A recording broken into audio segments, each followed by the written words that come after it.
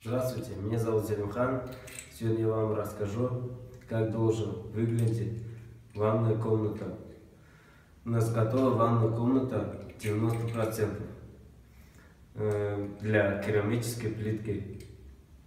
Здесь у нас, как видите, включатель, теплый пол. Здесь мы шрабели для теплый пол. Здесь, видите, до конца не порежено. Здесь порежем, это в процессе пойдет. Здесь стиральная машинка, сверху будем полку повесить. Здесь будет полотенцесушитель. Здесь, пройди сюда, покажи.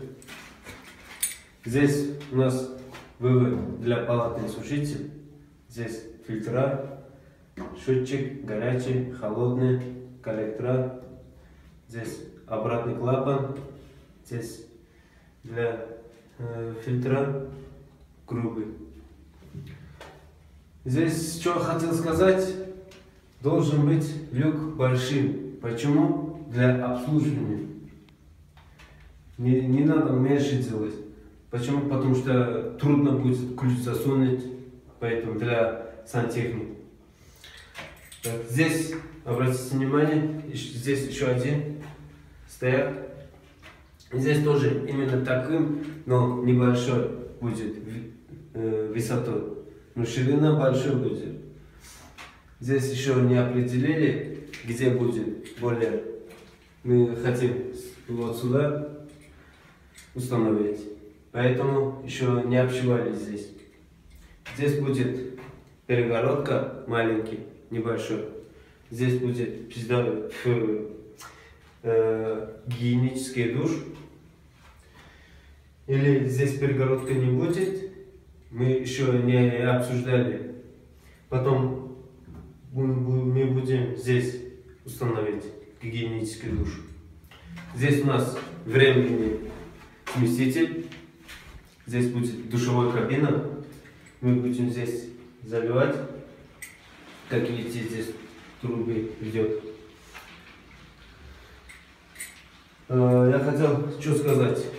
Здесь я когда поставил, установил душ, обратите внимание, вот видите, какая дырка.